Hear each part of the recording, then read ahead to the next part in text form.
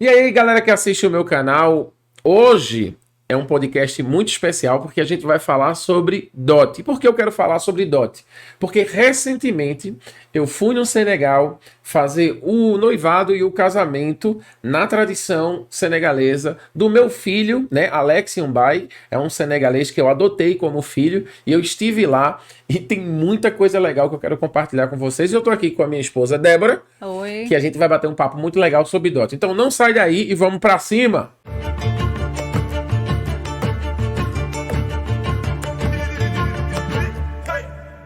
E aí, Débora, vamos falar sobre DOT hoje, né? Vamos falar sobre dote. E aí, É um quanto foi tema. a sua DOT, minha querida? Amor, dote é É masculino. masculino, é? Porque, na verdade, muita gente me viu falando adote porque eu pensava em francês. Uhum. E é um procedimento que eu nunca fiz em português. Aqui no Brasil não tem DOT, a não ser nas culturas indígenas, eu acho. Talvez tenha, É. mas a gente desconhece. Mas na cultura brasileira não tem essa questão do DOT, não da dot, porque em francês é la dot. É feminino, É né? feminino. Em francês tem algumas coisas interessantes, porque a grande maior parte das coisas que é masculino no português e em francês é feminino. E a gente tem que adaptar muita coisa na hora de aprender a falar francês. Beleza? Porque os franceses e os brasileiros põem sexos em coisas, né? É. E eu nunca vi isso. Um celular não precisa ter sexo, né? A mesa, a A cadeira. mesa, a cadeira, enfim. Mas hoje a gente quer falar sobre dote. E eu acabei de chegar do Senegal, todo mundo ficou perguntando. Eu fui para o Senegal também para dar início à segunda fase da escola e fazer o noivado do nosso diretor, o meu lindo filho Alex Mbaye. E eu vou explicar também para vocês no podcast de hoje o porquê eu chamo ele de filho, beleza? Alex é um garoto que eu conheci há 4 anos atrás, mais ou menos. É. E Alex, ele morava na igreja nesse momento, né? Foi um momento muito difícil da vida dele, em que ele se tornou cristão. Se você quer ouvir o testemunho dele, tá aqui no canal. Digita aí Alex, testemunho de Alex, você vai ver o A gente testemunho pode dele. deixar na descrição do Deixa vídeo, aqui na né? descrição do vídeo. E Alex, ele se converteu ao cristianismo e ele estava morando na igreja. E ele veio fazer o curso de informática comigo e eu discipulei Alex. Então, nesse processo de discipulado, eu me tornei um pai espiritual para ele. Mas isso até então era algo entre eu e Alex. Só que quando ele assumiu a diretoria da escola e eu passei a conhecer mais o pai de Alex, e eu falo o pai biológico de Alex, o pai dele disse que eu era o pai dele. E como é que se explica essa questão da paternidade compartilhada? No Brasil, isso é algo muito estranho. Porque tem esse negócio de ciúme, né? Tipo, você é pai, você é o pai, não tem outro pai. É. É um só. E também tem essa questão mais machista, masculina, de que parece que você tá com a mãe da pessoa, né? Eu acho que passa isso pela cabeça do Também, homem brasileiro, né? E aí a paternidade, ela é compartilhada com o tio, né? E com outros homens da aldeia que em algum momento da vida foram responsáveis pela educação do filho. Para mim foi muito estranho, porque eu tenho 2 filhos, né, Gabriel e Carlinhos, só que agora eu tenho um outro filho que é Alex. Alex tem 30 anos de idade, não tem idade de ser meu filho, né, biológico, mas o pai dele disse: "Você é o pai de Alex". Em África, se você diz que é o pai, se a mãe é. E até tem uma história bem interessante, porque eu tenho um pai e uma mãe senegalês, né? Pastor Etienne, né? Etienne Johnny e Hélène Johnny. Então, meu nome no Senegal é Johnny. Só que meu nome é Wali Johnny, meu nome senegalês, né? Débora se chama Indei Sambo. É o nome senegalês dela, né? Então, pessoas chamam ela pelo nome senegalês, ela não faz parte da mesma família que a minha, nem da mesma etnia, e eu sou dos povos serés. Então, eu fui no hospital visitar o meu irmão mais velho, que hoje, assim, ele faleceu, acabou falecendo, mas a gente vai visitar, e eu tava com o meu pai, o pastor Etienne, e meu pai, pastor Etienne, ele é negro, preto, retinto, né? E vocês estão vendo que eu não pareço com ele, né? E a gente tava entrando no hospital, e o guarda perguntou: "Você tá indo para onde?" Tava eu e o meu pai, pastor Etienne. E ele disse, eu disse para ele: "Eu tô indo visitar o meu irmão." "E você é o que dele?" Eu disse: "Meu pai." Para o senegalês, ele nem pensou, ele nem olhou. Ele disse: "Se disse que é pai, é pai." Porque a paternidade no Senegal não se contesta. Isso é algo muito bonito que eu adorei, porque a gente está sempre dizendo, né? Eu não tenho, o meu pai biológico faleceu cedo e eu tenho um tio que eu considero como um pai, e sempre as pessoas perguntavam: seu tio, não é seu pai? Então, em África, se você diz que é pai, é pai. Não tem o que discutir. Sim. E eu sou o pai de Alex. Então, nesse momento da vida de Alex, ele noivou, ele arrumou uma noiva. Me explica um pouco mais, como é que funciona a questão do namoro no Senegal? Então, as pessoas se olham, né, gostam, dão uma paqueradinha, vão ficando amigas, mas tradicionalmente não tem o que se chama de namoro, né? Vou sair com a minha namorada na frente de todo Não, mundo. então, não. Hoje em dia, entre os jovens, você até meio que tem aquele status de exclusivo, né? Até para o amigo não dar em cima da namorada do outro sem saber. Mas é uma coisa, assim, muito discreta, né? Dificilmente se diz publicamente, é minha namorada, é meu namorado. E aí, assim, é uma época em que eles começam a sondar, cada um com a sua respectiva família, se aquela pessoa ali teria a aprovação da família. Então, assim, é uma amiga, é uma amiga, é um amigo. Quando cada um percebe que o outro, né, que o amigo especial é alguém que a família aprovaria, aí sim eles começam a pensar em como essa união vai acontecer mais pra frente. Então existe um protocolo, né? E me parece que a Alex estava comentando um pouco que antes até mesmo de namorar, eles já analisam se é para casar. Sim, então, o principal crivo disso é a família, né? E não se namora pra namorar, me parece. Namora pra casar. Não é bem visto uma pessoa ter... Como aqui é normal, né? Um rapaz tem uma namorada, ficar depois e tal. Não é nem questão de ficar. Eu nem entro nessa seara. Ficar nem existe, né? Não, mas eu falo assim, ter uma namorada, poxa vida, não deu certo. Namorou ali 3 meses, 5 meses, não deu certo, aí terminou, arruma outra. Exatamente. O que na nossa sociedade é normal, né? Mas lá não. Uma pessoa... Isso é muito mal visto. E só para vocês entenderem, em outubro do ano passado, né? Eu estava na escola e a gente tinha que capacitar os nossos professores. E a gente tem uma parceria com a Igreja Batista, com o projeto PEP, né? Um projeto pré-escolar. E a gente convidou o PEP para fazer a formação na nossa escola. Porque parece que eles não tinham de fazer a formação, alguma coisa assim. Então foram fazer lá. E essa moça, que se chama Ami, ela é a coordenadora de área, aonde a nossa escola está inserida. Então, só para vocês entenderem que eles se conheceram em outubro do ano passado. Ela chegou na escola e, claro, quando ela chegou, já perguntei se ela era casada, porque eu estava atrás de uma esposa para Gabriela, para Alex. E também estou atrás de uma esposa para Gabriel, né? Ele está namorando, vamos ver se vai dar casamento. Mas a gente queria que Alex se casasse. E quando eu vi essa menina linda, maravilhosa entrando, eu já perguntei para a diretora, ela é casada? Não, ela é solteira. Eu disse, pronto, agora a gente arrumou uma namorada para Alex. E começou aquelas brincadeiras, né? Todo mundo vira cupido nessa hora. Mas foi em outubro do ano passado. Nesse momento, eles já começam a analisar. Ela é de que igreja? Ela é de que pastor? Quem é o pai? Quem é a mãe? Se é complicado, se não é complicado, se é direita, se não é, se é direita, se não é. Já começa a sondar mais ou menos ali, né, a sua reputação. Bom, tradicionalmente não é comum terem intimidade física, né? Então é muito mais, como você falou, uma sondagem, né? Analisar os valores, as famílias, se bate, se tem alguma coisa de errado, histórico Sexo da antes pessoa. do casamento, nem pensar. Então, culturalmente falando, não. A gente sabe que acontece. Tem alguém que escapa ali, mas... acontece às vezes, mas tradicionalmente não é algo que se alguém faz, esconde, porque isso traz vergonha para a família. E aí, assim, foi muito rápido, mas uma coisa engraçada que eu não posso deixar de contar aqui é que a gente orava muito, e Débora orava muito por Alex, pelo casamento de Alex, e talvez isso fique como dica para você. Alex, ele fez uma lista de tudo que ele queria, de característica, né, da esposa, né, da suposta esposa, e Alex assim, gente. Alex montou o quarto dele, comprou cama de casal, já estava pronto para casar, só não tinha mulher. Sim. Ele tinha o quarto pronto, a casa dele pronta e uma lista na geladeira. E nessa lista dizia, ela tem que ser isso, ela tem que ser isso, ela tem que ser isso. Então foi muito engraçado, porque nesse processo de oração, de tudo, quando ele encontrou a menina, ele foi para a geladeira, ele foi para a lista. Uhum. E ele viu que ela preenchia todos os requisitos da lista. E ele viu que ela era uma resposta de oração para ele. Eu acho que isso foi bem marcante no culto de noivado dele, da igreja. Sim. E era algo que eu queria trazer para vocês. Então, como ela preencheu todos os requisitos, ele disse, essa é a mulher.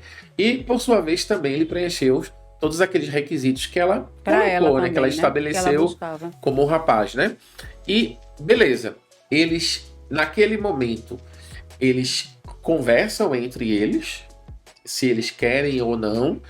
E eles ajustam as expectativas, né? Eles vão precisar conversar, ajustar. Cada um diz o que busca. Exatamente. Né? Para ter certeza de que não estão enganados, né? E aí seguiram em frente, aí foi, né, o próximo passo, falar com as famílias. Falar com as famílias. Como eles são cristãos, falaram com os líderes espirituais dele. Acredito que se fossem muçulmanos, teriam seus líderes de outra religião também, mas o líder religioso ele tem um papel muito importante nesse momento. Sim. E depois se conversa com a família.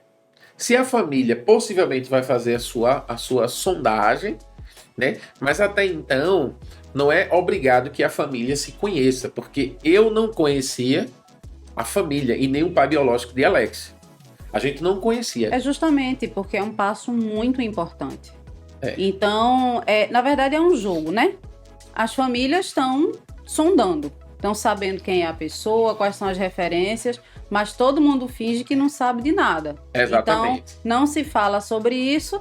A gente vai trabalhando debaixo dos panos, tentando saber quem é aquela pessoa, se vai fazer o filho feliz, se é uma pessoa que compartilha dos mesmos valores, e fica se preparando para o próximo passo, né? Quando o casal decide, enfim, que gostaria de assumir publicamente o relacionamento, aí sim tem uma conversa formal com as famílias, cada um com a sua respectiva, para tentar combinar o dia em que as famílias vão se encontrar para falar sobre o dote. Então já teve ali uma sondagem, o segundo, terceiro e quarto passo foi dado porque aprovações aconteceram, isso, né? Preliminares ali. E é importante dizer que, se por acaso a família não concordar, o relacionamento não vai para frente. Não vai para frente. Existem exceções raras, mas existem. Mas assim, via de regra, se a família não aprovar... A família que define... O jovem pode chorar, pode sofrer, mas ele não vai levar para frente, porque a aprovação da família é fundamental. É fundamental. E se a família não aprovou, porque existe alguma coisa de fato. Na maior parte das... mas ainda que não exista um fundamento, ou ainda que seja um motivo não tão sério assim, dificilmente o jovem vai se voltar contra a família. Ele prefere sofrer e pensar em outra possibilidade, mas ele não vai seguir em frente. É verdade. E o que acontece? No nosso caso, né? Eu fui para o Senegal. Alex, ele já havia se preparado financeiramente, ou seja, não é comum que o homem, quando ele sabe que ele vai pedir a mão da menina nesse processo de dote, ele já tem que estar com bala na agulha, tem que ter um dinheiro guardado, porque senão a família vai dizer o valor e você vai passar muito tempo juntando. Então Alex já havia juntado um dinheiro, já estava preparado. E aí, uma coisa que me surpreendeu muito é que eu sou estrangeiro, né? Eu era o único estrangeiro nesse processo, mas eu sou o pai de Alex, o pai espiritual de Alex. E naquele momento, o pai biológico de Alex, ele olha para mim e diz: você vai ser a pessoa responsável por negociar o dote. E quando ele diz isso, ele tá me honrando. Foi muito engraçado porque, enfim, eu não conhecia o procedimento, a não ser através de livros, de leitura, e a gente sabe que o dote é uma tradição milenar, só que cada cultura se adapta de sua forma, faz seu procedimento diferente, inclusive no próprio Senegal, porque a noiva dele é de uma cultura, é de uma etnia, e ele é de outra. Então, existe diferença. Tem coisas que Alex não sabia me responder, porque ele disse: Carlos, eu não sei, porque na cultura dela é diferente e eles estão dentro do mesmo país. Sim. Então, na verdade, a divisão étnica é muito mais forte do que a divisão colonial, né, dos países. E aí foi também uma surpresa para ele alguns procedimentos que aconteceu. Então eu não era o único estrangeiro no processo. Sim. Apesar deles serem africanos e senegaleses, tinham, por exemplo, o pai e a mãe falavam numa língua que o pai de Alex não entendiam. Existiam 3 línguas sendo faladas no processo. Era o francês, o Wolof, na verdade 4, Seré e Diola, que é a língua dos pais da menina. Veja, 4 línguas sendo utilizadas para o processo de dote. E aí, quando ele me diz, você vai ser o responsável por negociar o valor, ele está me honrando ainda mais como o pai de Alex. E é muito interessante porque ele fez isso, e ele me disse porque fez isso, porque ele disse que eu sou o responsável pela formação de Alex. Não é nem tanto a questão espiritual, porque o pai é muçulmano e Alex é cristão. Apesar dele ter considerado isso, muito importante. Mas a formação de um homem é muito importante na cultura senegalesa. Alguém que formou você homem, né? E eu cuidei de Alex 5 anos quase da vida deles, que foram os 5 anos mais importantes da vida dele, né? Sim. Então, ele foi uma época de consolidação profissional, né? Em que ele se tornou uma pessoa mais firme, ele fez uma escolha mais forte, né, profissionalmente. Ele ainda estava ali resolvendo o que ele ia fazer da vida. E tinha aquela síndrome do jovem velho, né? Você ali com 25 anos achando que é jovem, se comportando como criança. É uma adolescência tardia, né? Exatamente. Então, você foi lá e firmou ele, deu uma formação acadêmica e ajudou ele também a decidir realmente o que ele ia fazer da vida, né, profissionalmente. Exatamente. E foi de forma holística, né? Porque eu falei de sexualidade, de espiritualidade, de carreira profissional, né? São áreas da vida que precisam ser alcançadas, né? E aí ele me deu essa honra, né? De levar o dinheiro de Alex, ou seja, Alex me deu um dinheiro, eu guardei dentro de uma pochete e vamos para casa da família da noiva. Mas aí tu pode explicar um pouquinho melhor o que é exatamente o dote? Porque eu acho que até agora a gente não falou bem o que é o dote. Então né? Explique, porque na verdade... Mas quem tem que explicar é tu. Porque... todo mundo pensa que é comprar, né? Que tem a ver com compra. Exato. O dote... E tem um preconceito muito grande. Tem um preconceito muito grande. Porque as pessoas dizem assim, que machista, né? Tá lá pagando um preço pra mulher, como se ela fosse um bem, um camelo, não sei o quê. Eu queria que você explicasse melhor o que é o dote, qual Exatamente. o propósito disso. Eu não tenho, e eu costumo explicar dessa forma, o direito de ser contra ou ser a favor, porque não faz parte da minha cultura. Então eu não quero fazer juízo de valor, porque aquela cultura, né, tem as suas complexidades e resolveu se proteger criando esse tipo de procedimento, ou seja, é uma proteção social. Ou seja, dentro da nossa cultura, assim como o casamento na Igreja Católica, Igreja Evangélica ou em outros lugares de outras religiões, é uma proteção social para que se publique isso para todo mundo, para que todo mundo esteja presente, para que seja falado diante de Deus, enfim, diante de alguma pessoa. As outras culturas também têm as suas formas, então eu não quero fazer juízo de valor. Né? Exatamente. Eu estava nessa cultura, eu fui convidado e eu fiz de acordo com a cultura. Mas todo mundo do lado de cá pensa que está comprando a mulher. E isso não é verdade. Isso é uma proteção social, ok? Possivelmente em algum momento da cultura, isso foi criado para proteger o casamento, para proteger a mulher de uma forma. Por quê? Porque nesse momento, quando o homem entrega o dinheiro para a família, parte desse dinheiro também é usado na festa, é usado no transporte, uma coisa que eu descobri durante a negociação, no transporte de pessoas da família que são mais pobres e não conseguiriam comprar a roupa. Olha só, pano em África tem um significado muito grande. E eu tô falando de pano, tô usando uma linguagem bem local, né? Em Guiné-Bissau a gente fala pano, mas é o tecido.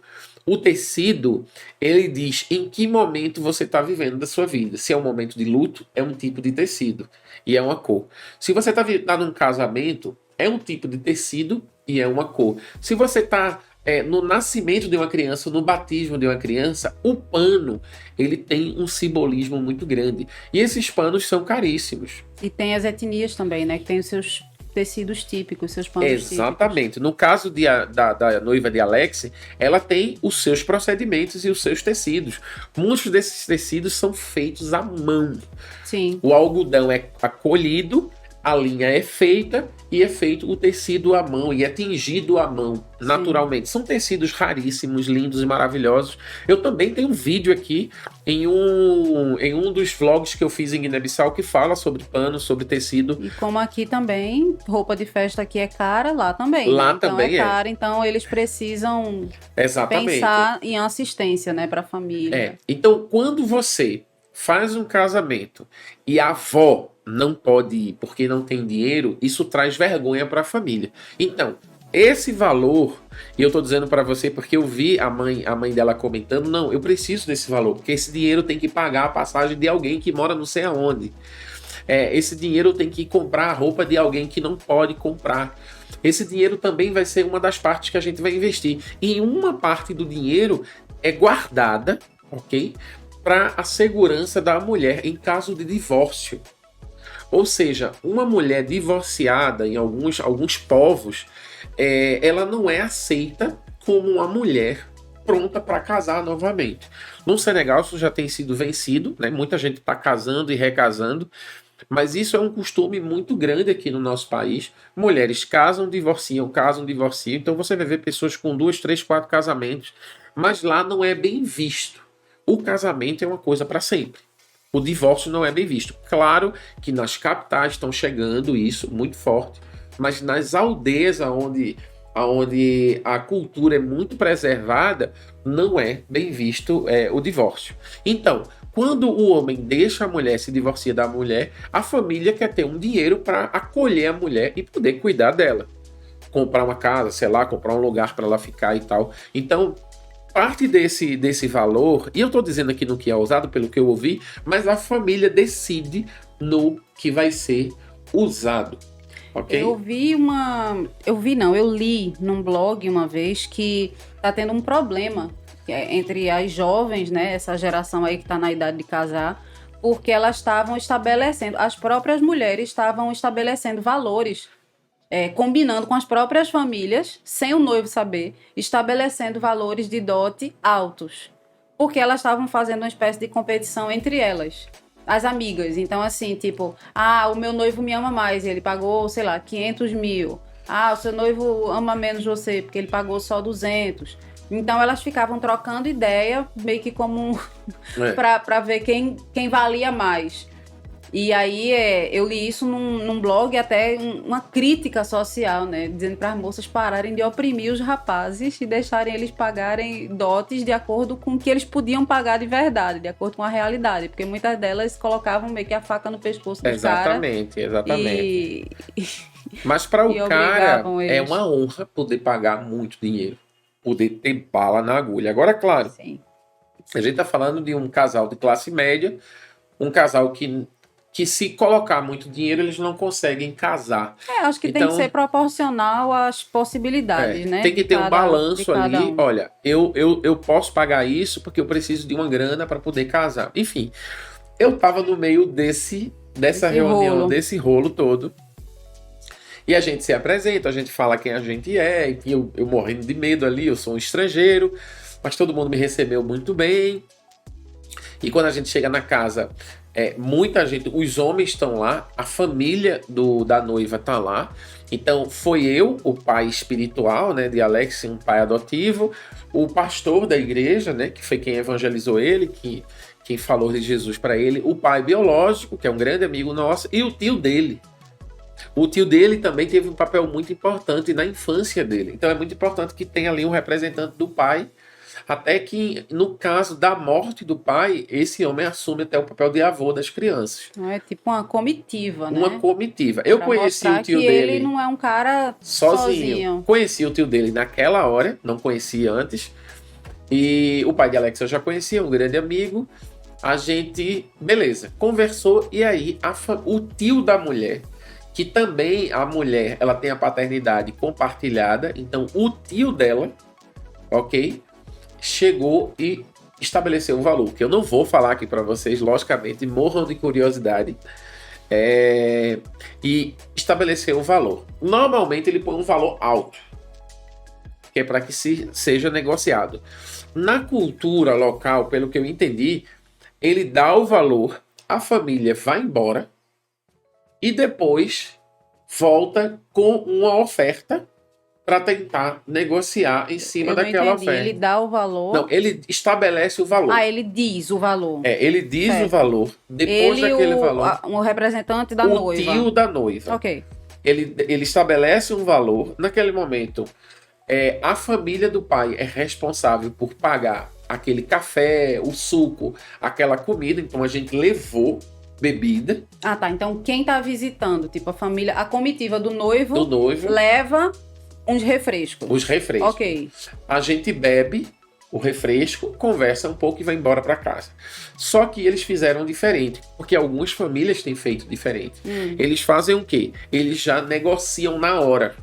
Entendi. Porque o tio dela veio de longe, veio de outro estado. Tá. Enfim, houve uma mobilização e as pessoas não queriam fazer esse vai e vem. Eu acho que isso funcionaria se fosse numa aldeia, uma aldeia vizinha, né? Mas quando é um centro urbano maior, aí a gente precisa... As pessoas estão trabalhando mais a questão de tempo. Entendi. E aí o que aconteceu? A gente, naquele momento, ele disse o valor pra gente, estabeleceu um valor na frente de todo mundo. A comitiva do pai do noivo, vai para um canto, vai para um outro cômodo da casa, porta fechada. Enfiou a faca, aí vocês foram sangrar num cantinho. Foi sangrar num cantinho. E aí a gente diz, olha, quanto ele tem no total para dar o dote e fazer o casamento. Sim. Por quê? Ele precisa pensar no valor que ele vai entregar e ele precisa pensar no casamento. Porque o noivo também banca o casamento, é isso? Não, os dois bancam o casamento. A família toda banca, mas o noivo ele entra com o mais pesado. Certo. E aí o que acontece? Se ele entrega aquilo que as pessoas pediram e ele não tem dinheiro para o casamento, ele não vai casar naquele momento. E é muito interessante porque, vejam só, a gente tem uma mistura de duas culturas. Na cultura local da aldeia, quando ele entrega o dote, ele casou. Ele já pode levar a mulher com ele. Ou seja, a partir daquele momento ele já pode ter relação sexual. Quando ele entrega o dote. Como eles são cristãos, ok? Assim como os muçulmanos também fazem da sua forma, ele precisa dar o dote, que é a tradição, mas esperar o casamento na igreja. Então ele não pode ter relação sexual naquele momento. Ele dá e espera a igreja. Só que naquele momento na cabeça do cara já destravou. Sim. Ele precisa ter muito cuidado porque, segundo os costumes cristãos, não se faz sexo antes do casamento. Então a gente precisa pensar assim, olha só, ele está dando o dote, mas ele já quer casar de imediato. Ou em pouco tempo, né? Em pouco tempo. Sim. Porque ele já está ali meio que destravado e ele tem aquela zona de risco, né? Sim. Então, eles deram um valor. A gente cobriu cerca... E aí, eu sou um bom negociador. O pessoal disse que, inclusive, vão me chamar para negociar outros dotes. Sim, aí o pessoal enfiou a faca, vocês foram no canto, sangraram um pouquinho, conversaram um pouquinho, aí Exatamente. Vocês voltaram para eles... A gente voltou, eu voltei com um valor bem mais baixo do que o que eles tinham dito primeiro. Exatamente. Então, uma contraproposta. Era como 100%, eu fui para 40% para eles pedirem 50%. Entendi. Mais ou menos assim. Fui lá embaixo, e aí quando chegou lá embaixo, o tio da menina ficou chateadíssimo, mas é muito comum. Pronto, era isso que eu ia perguntar. Tipo, é ofensivo você chegar com uma contraproposta? Não é ofensivo, mas o cara faz de conta. Certo, ok. Então tem toda uma expectativa, né? Ele fez tem de conta... Tem o mise-en-scène também, o teatro lá. Ele disse, não, porque você baixou demais. Eu disse, olha só, o dote dela vale milhões. E aí, na negociação, você dá uma valorizada. Vale milhões, mas a gente precisa pensar na juventude. Eles são jovens, você quer que eles façam coisas erradas? Né? Eles querem casar, então não adianta, meu filho, dar tudo que você está pedindo e não ter dinheiro para o casamento. Ele quer dar uma parte para você e ter o dinheiro para que eles possam se casar. Eu tenho que fazer ele refletir Você jogou acerca na mesa do todo. a honra, né? Da noiva. Exatamente. Eu disse, meu filho, ele tem dinheiro para pagar o que você está pedindo. E muito mais. Porque eu não posso ferir a honra do meu filho. Tem que balancear as honras de todo mundo. Tem muita coisa em jogo. Ela vale. A dote vale tudo. O Porque dote vale tudo isso. se você só jogasse valor para baixo, você estaria desvalorizando ela. Ela disse, olha, o dote vale esse valor e muito mais, mas eu preciso pensar num todo. Não adianta eu dar o dote agora e casar daqui a 10 anos. Sim, porque ela ia ficar falada na sociedade. Exatamente. E aí eu toquei nessa parte da cultura, que aí por isso é muito importante o processo de imersão cultural, e a gente tem falado muito aqui nos nossos podcasts, para você conhecer os segredos da cultura. E eles ficaram abismados com a forma como eu joguei, porque assim, eu coloquei eles na mão. E assim, é uma situação que você tem que estar muito dentro da cultura mesmo, porque se você respirar, você começa a fazer juízo de valor, né? Porque essa situação na nossa cultura, né, em se tratando de honra, né, vinculando a honra à virgindade e tal, não sei o que, seria uma coisa muito complexa. Existe uma expectativa já sobre mim. Então assim, a gente precisa realmente entender que aquilo ali é naquele contexto, naquele povo, naquele grupo. E todo mundo vai estar em expectativa pensando, ele vai pensar como ocidental, digamos. Ele está pensando como um americano pensa. Sim. Não, eu trabalhei dentro da cultura, da forma como a cultura age, e usando esses truques da cultura para sensibilizar eles. E aí, nesse momento, ele disse, você é muito forte. Você está sabendo jogar com a gente. Eu disse, olha, não é jogar, é uma questão de realidade. Ele tem o valor para dar o que você pedir, mas ele não vai conseguir casar com ela depois na igreja. Então, naquele momento, ele subiu aquele pouquinho. Só para não dizer que foi o que... E aí é que tá. Eu pedi abaixo para dar uma margem que eu chamei de a margem de honra.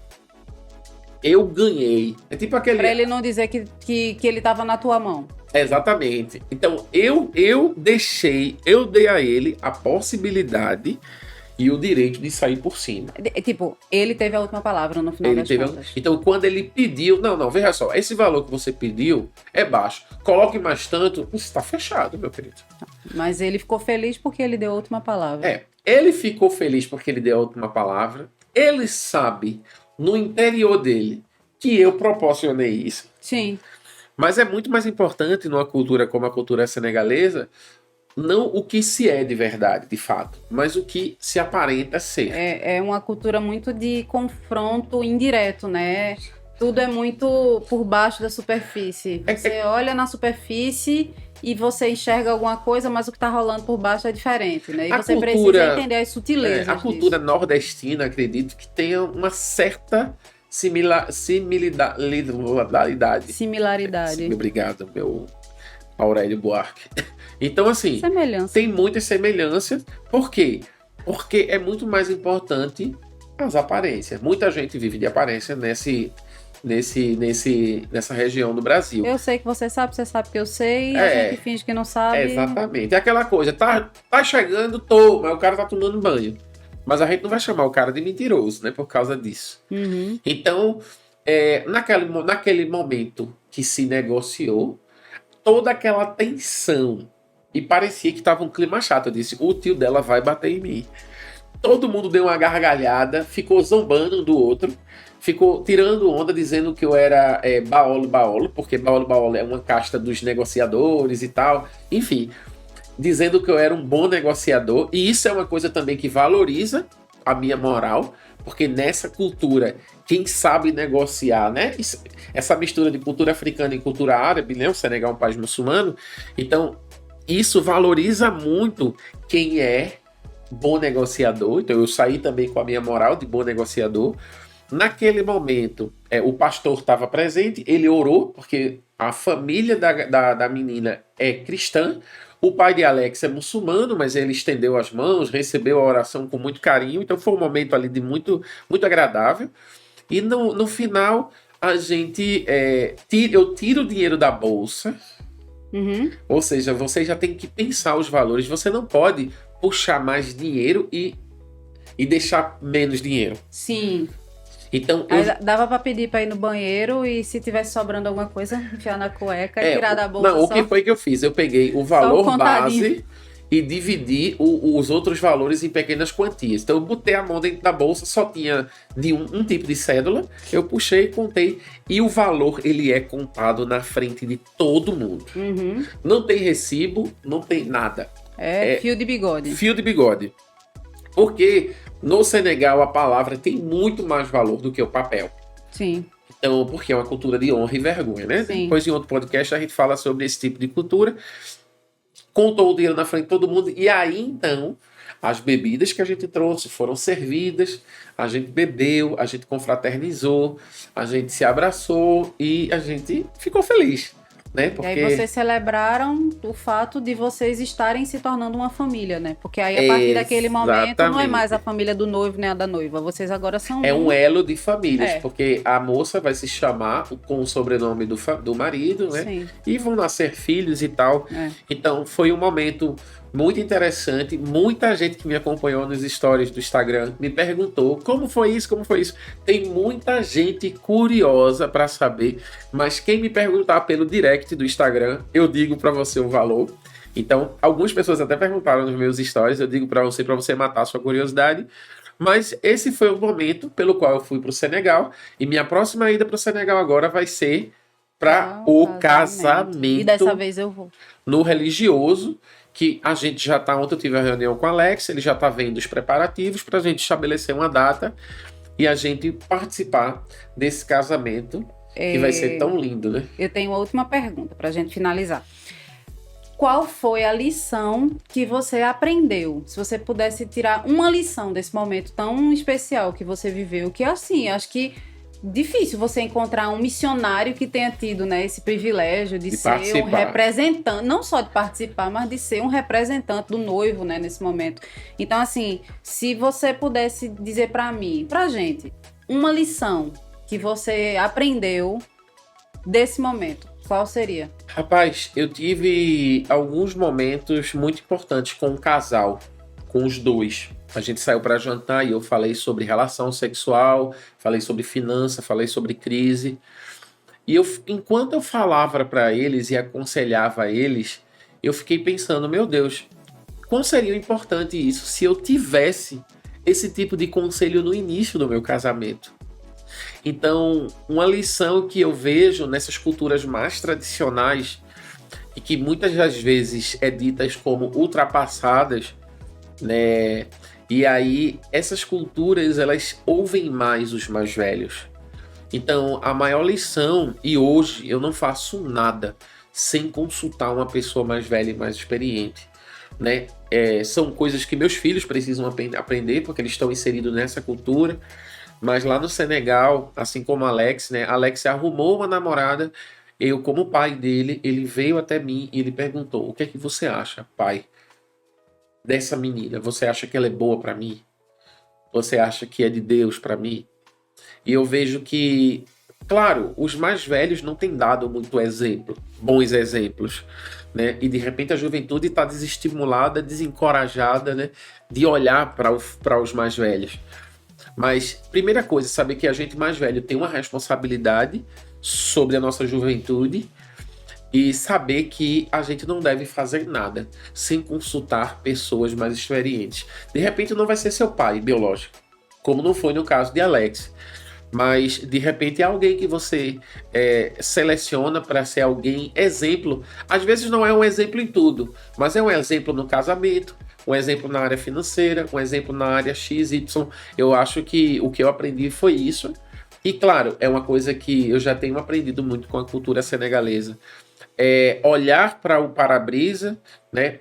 E olhar para o retrovisor, ou seja, o retrovisor é o futuro.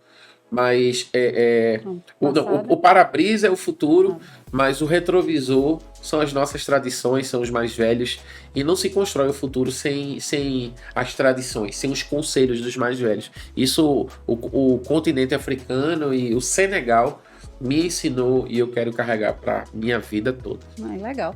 Obrigada por dividir a experiência. Então, gente, você que chegou até aqui nesse podcast, seja no canal do YouTube, seja nas redes Spotify e afiliadas, compartilha esse vídeo, né? Acho que tem muita coisa que a gente compartilhou aqui que é legal. E se você gostou, tá chegando aqui agora, se inscreve no canal, aperta o sininho, porque toda segunda e sexta, ou eu ou Débora, a gente vai estar por aqui compartilhando alguma informação com vocês. Um beijo, que Deus abençoe vocês e até a próxima. Tchau, tchau.